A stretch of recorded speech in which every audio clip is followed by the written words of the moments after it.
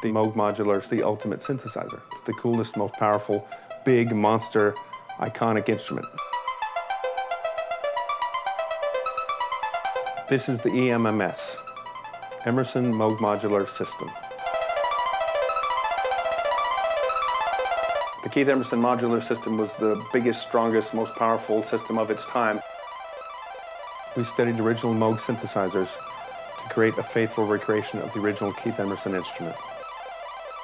Just a short time ago, this seemed completely impossible. There was no way it could be done just right. There was no way it could be done to the standards we wanted to hold it to, but we actually did it.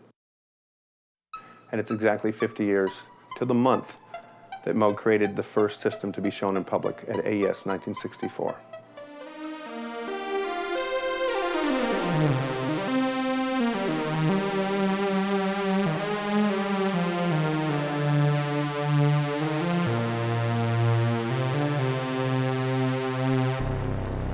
This is a painstakingly detailed replica of Keith Emerson's famous modular synthesizer, which is really one of a kind.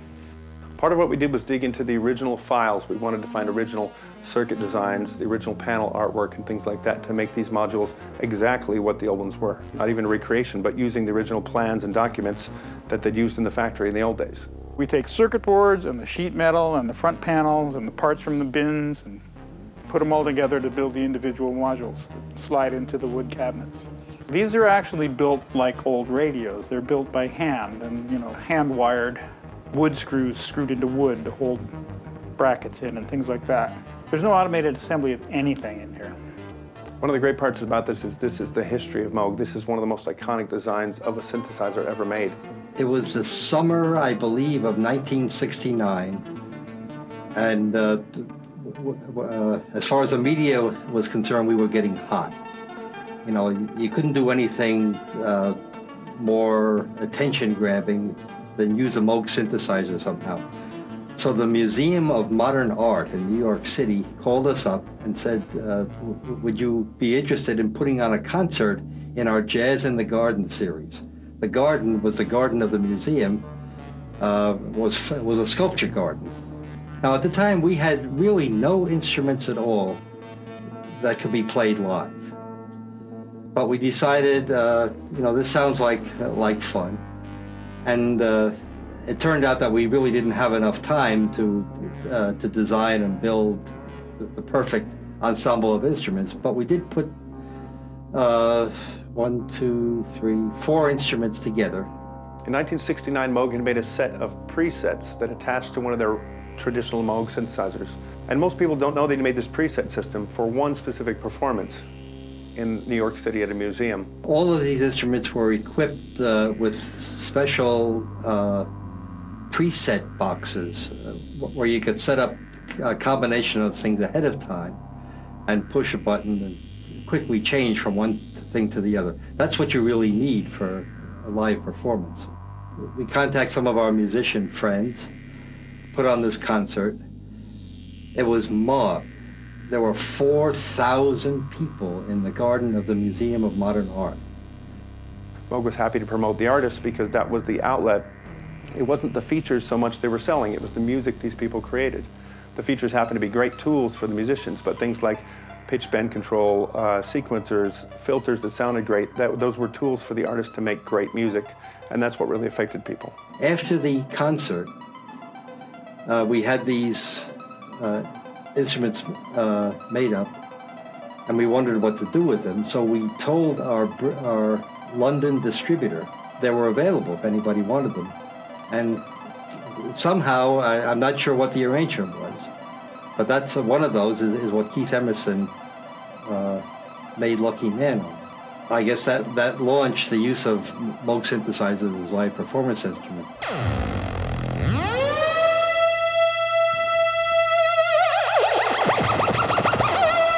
I still use this as part of my keyboard rig because nothing else makes a sound like it, really. When you crank it up in a stadium, it can hurt. One of Keith's great talents is to approach a new instrument, a new electronic instrument, and without anybody explaining too much about it, to turn the knobs and flip a few switches to see what happens, and then immediately get an idea of how that can be used musically. Immediate, you know, it can happen in seconds. And I imagine that must have happened with Lucky Man, because what he came up with in a way of using the glide and getting just the right tone color are things that nobody had done up until then. Nobody had gotten that sound, and nobody had made those gestures with the with a modular synthesizer. And it was something. Not only was it something brand new, it sounded great.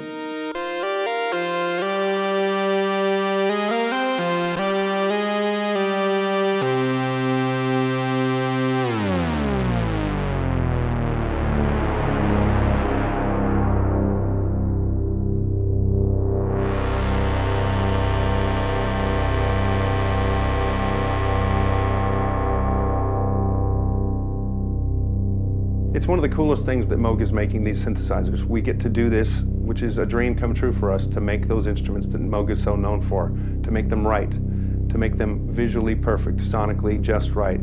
It just blows my mind. It's just an amazing sound. When you can play that instrument, even one note at a time, sounds so satisfying and so cool. It really does excite people who don't know anything about the technology or how it was done. I hear it and I'm like, this is amazing for right now. And so it's perfect that exactly 50 years after the first Moog synthesizer was seen by the public, we can come to AES 2014 and show the Emerson Moog modular system.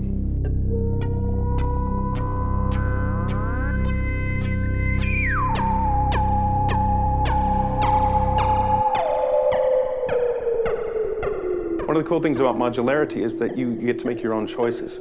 You can hook things up wrong and sometimes generate interesting results. And so a lot of people have loved that it's not telling you what to do. It's an open-ended architecture. So there are sonics available, certainly because of the simplicity of the design, that sounds so much better than modern technology tends to sound. The same reason people use vintage recording equipment. It sounds much better sometimes. So the sonics are available. Wide flexibility of tone is available. Each individual hooks up the synthesizer in their own way and creates something unique. So he was providing something very simple and powerful as an archetype, as a set for people to work with. This one is the voltage-controlled low-pass filter, which is arguably the most famous and sought-after module of the Moog modular product line. It's renowned for its warm sound. All of the resistors, capacitors, and transistors, they're the same part numbers as the original. This rotary switch here is an original New Old Stock Mallory rotary switch, the same ones used in the 60s. Probably the most confounding thing about the Moog modular synthesizer is the use of the S triggers. There's a lot of people in the world that say, you know, what's with this S trigger stuff? And it's not even a voltage, it's a shorting to ground event. Why is that? It seems like a mixture of two completely different ways of doing things. There's no explanation in writing anywhere that came from Bob that said this is why we did it this way.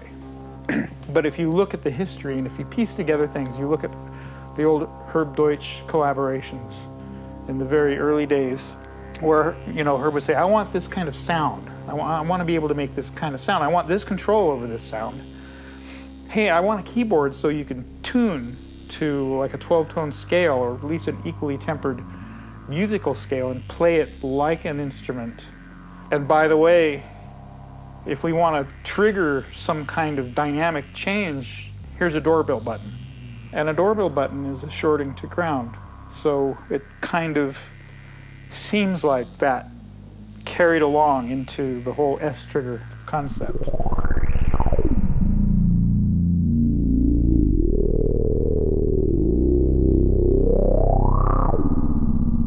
His designs were, you know, elegant. In his mind, it was like, well, this is how you would do it. You know, you want to do this function, then you would do it this way. You know, just do this, do this, do this, do this. There, you're done. Kapow. And you look at it and you go, well, you know, that's exactly the right way to do it. That was that's it. He nailed it. I think by 1970 or 1971, most of the stuff that we associate with Moog synthesizers had already been developed, the individual pieces. It's how you put them together into a music producing system. He wasn't trying to like, I'm going to make the perfect instrument. He was like, I'm going to make something that does what I want it to do, you know. And if you say, Bob, this is perfect, he'd be like, no, it's just doing what I just did it. It's not big, no big deal. But to me, it's a big deal, and it's no big dealness.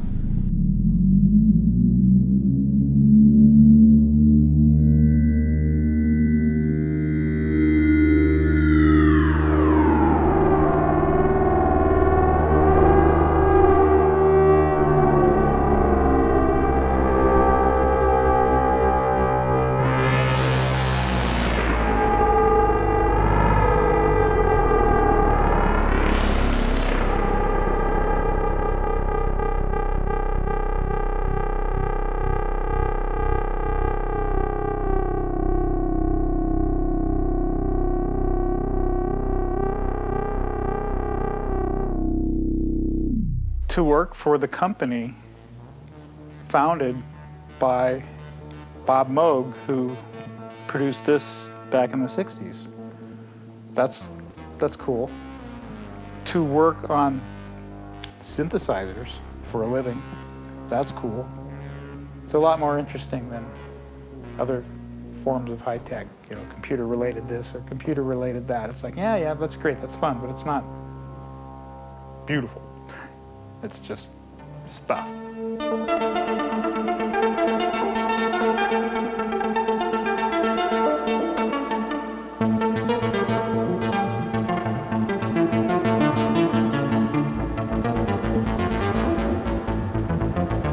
think it would be a real loss if people didn't have a chance to work with these kind of systems now, because you can actually quite clearly hear the reality that there is sonic power, high fidelity, frequencies, dynamics that are not usually found on normal instruments.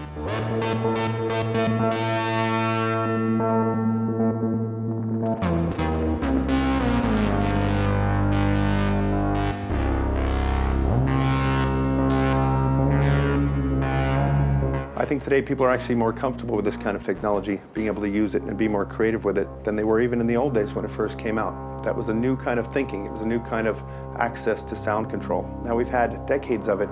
People are not afraid of it. In fact, they want to push the boundaries further. So the ideas still work really well. The ideas of simple modularity give us much more sonic power than even we used in the 60s and 70s when these were new.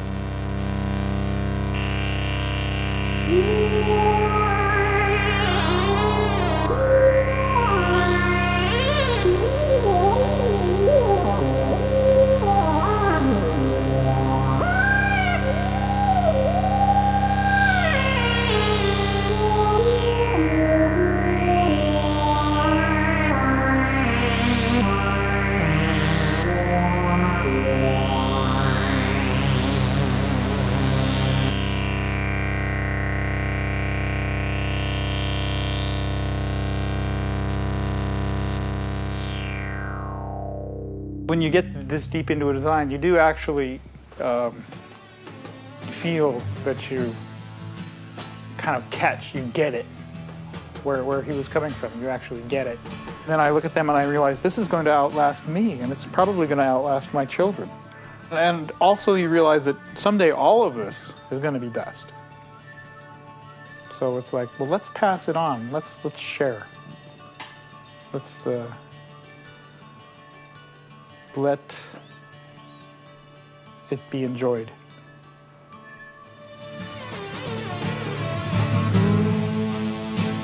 What a lucky man he was.